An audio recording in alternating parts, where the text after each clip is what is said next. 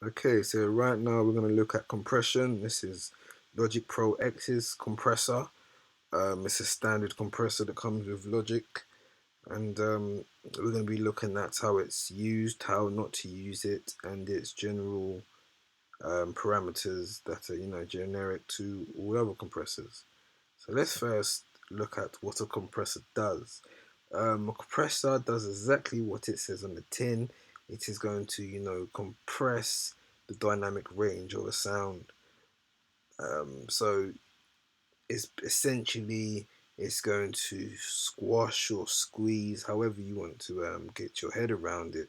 If you look at this audio file, obviously this is just a vertical zoom, but it's a sort of I can sort of represent it by this. So if you basically put it through a compressor, it essentially puts it through like a vice, and the audio dynamic range is, you know, is squeezed. Now, the problem that we find with this is just that people, through lack of understanding and knowledge, over compress their signals, and to be fair, by doing this, it can be very destructive to your mix and cause you so much time, heartache, and effort. So, to save that, I'm just going to give you a few tips and try to make you understand really about the compressor as simply and easy as possible. So let's look at the interface of the compressor. So this is a plug-in compressor, and as you can see, we have different controls and parameters. The main controls and parameters we need to look at, and the ones we'll be looking at today, is the compressor threshold, the ratio, the attack and release, and that's basically it. The threshold and ratio for me are probably the most important and probably most difficult to understand. But let's give it a go anyway. So the threshold limit basically means anything that is above the threshold limit will be compressed, and anything below it will not be. So if you imagine, okay, so basically it's anything above 23.5 dB, is going to be compressed. But just to make it a bit easier for you, yeah, okay, let me put this back to the top. If you use this line on my compressor window, if you use the edge of this box, the line. Now, isn't a technical term or anything. This is just for me trying to explain to you what's going on. So, if I put this to the top of our region here, okay, this is basically representing this. So, as I bring this down, as I said to you, anything that is above this line is going to get compressed. Anything below it will not. So, imagine it looks like that. So basically, anything above here, this line here, will be getting compressed. Anything below it will be left alone. Okay, so that's the threshold. The threshold's pretty simple to get your head around. Same, but it brings us on to the ratio. The ratio is really how hard you want the compressor to work.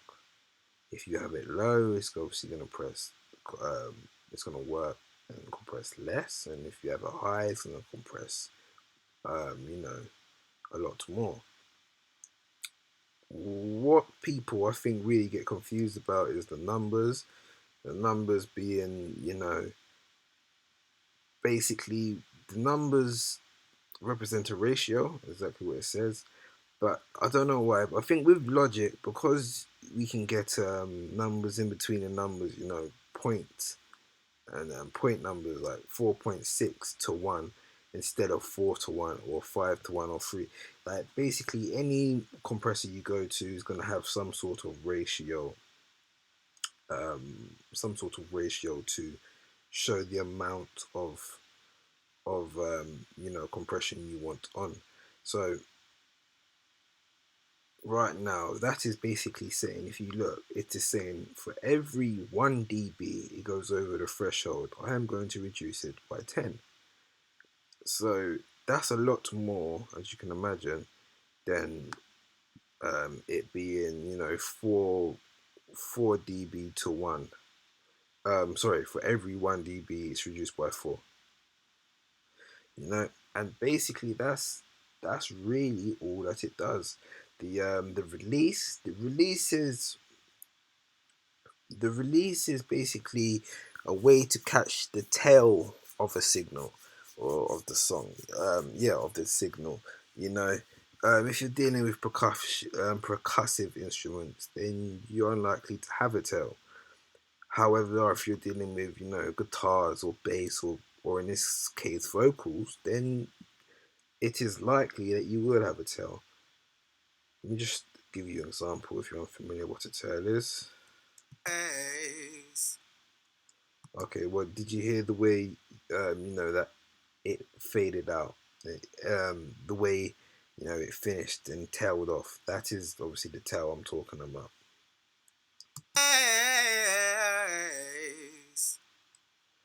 So okay, so the release, as I said, represents the tail, and it basically says at what point you want the compressor to stop compressing. So if you have it long, this is a long tail. It's going to take a long time for the compressor to stop working. If you have it shorter, then it's self-explanatory. It's going to take a lot quicker for the compressor to stop working. Same with the attack. So if you picture the releases towards the end of the song or the end of the track, audio file or whatever file you're using, and then the attack is how long it takes for the compressor to kick in. So once again, that'll take a while for it to kick in. 0 milliseconds is instant compression. Okay, so that's basically it. What I'd like to show you now is just a good way for me to show you how they work is by just literally putting a signal. Look, so if I put a signal through, what I'm going to do is I'm going to play this region.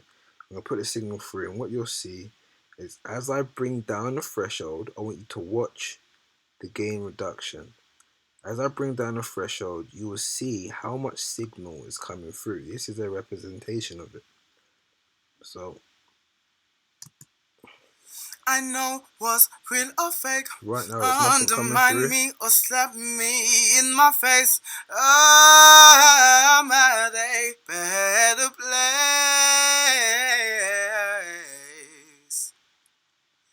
I know what's real or fake. Okay, so there you go. You've heard the file without any compression. Now I'm going to turn the compression on, and let's see how much threshold we can get through. I know what's real or fake. Undermine me or slap me in my face. Oh, I'm at a better place.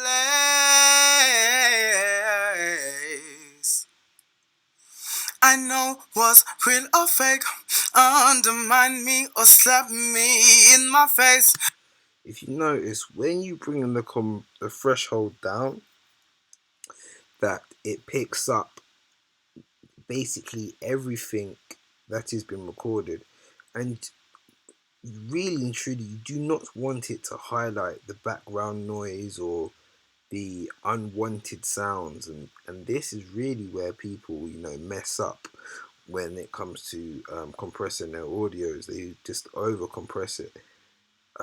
So as you saw, as you reduce the threshold, bring the threshold down, you can see the gain reduction, you can see how much it's working.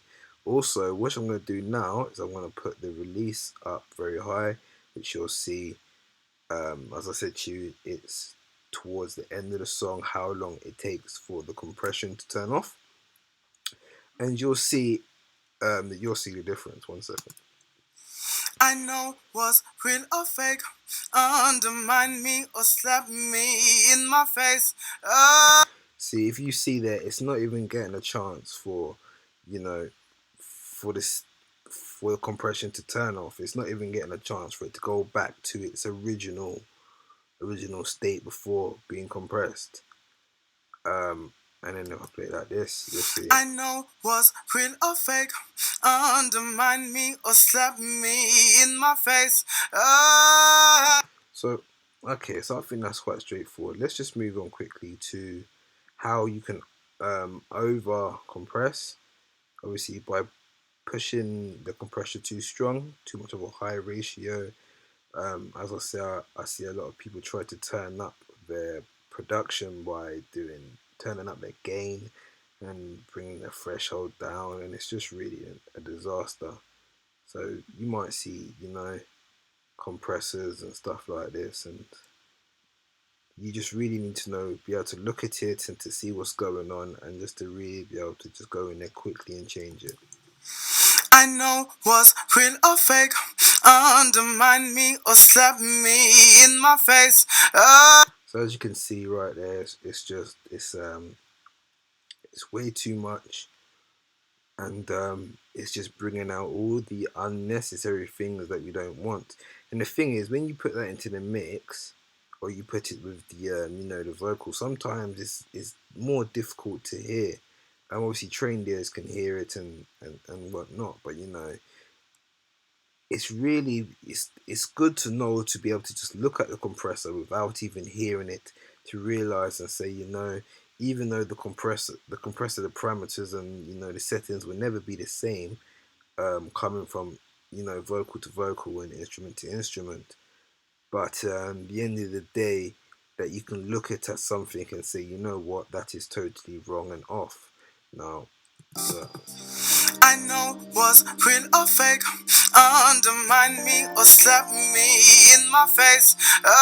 Now, I can hear it, but what you want to be able to do is to be able to hear that and say, you know what, that's been over compressed, and be able to get in there and fix it straight away, rather than fiddle around with the EQs or trying to chop and cut. And you really just need to be able to pinpoint and pick out exactly what's wrong with it. So let me give you an example of good compression.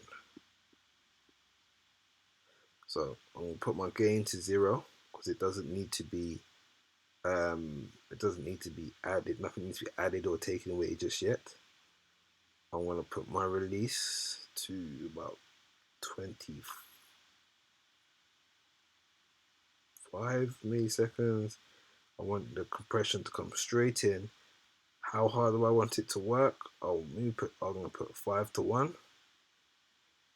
Well, let's start 3 to 1. If it's a bit in the middle or something, 3 2. Yeah, it doesn't really matter, to be fair. As I said, it's really just trying to get technical with it. Okay, so this is how I'm going to just go through the process of how a good threshold can be established.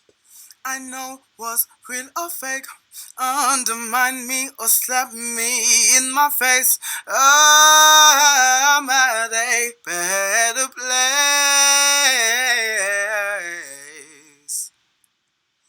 I know what's real or fake. Undermine me or slap me in my face. I'm at a better place. Okay, so what I've done, I've gone with 16.5 dB. That's my threshold limit. And what you want to do here is you want to look at your gain reduction. You want to see how much it's reduced by, and then you want to make this up using this gain control here. I know what's real or fake. Undermine me or slap me in my face. I'm at a bad. So if you look, the highest bit in there is probably a 5 dB. So I'm going to increase my gain by the 5 dB. I know what's real or fake. Undermine me or slap me. Now you can already just hear the warmth, If I'm going to play it without, and I'm going to play it with. I know was real or fake. Okay. I know was real or fake. Undermine me or slap me in my face. I'm at a better place. I know was real or fake. Undermine me or Now, right now, you've got a good, you've got a signal. The lead vocals compressed. It's compressed quite nicely. If you're unhappy with the level, because this is making up for, you know, making up for the gain reduction, you can. It's all balanced. It's all equal. So if you really wanted to, I you know can was now turn real it. or fake. You can turn it down by the by the mixer, and you know that it is compressed correctly. I know was real or fake. Undermine me or slap me in my face. I'm at a better place.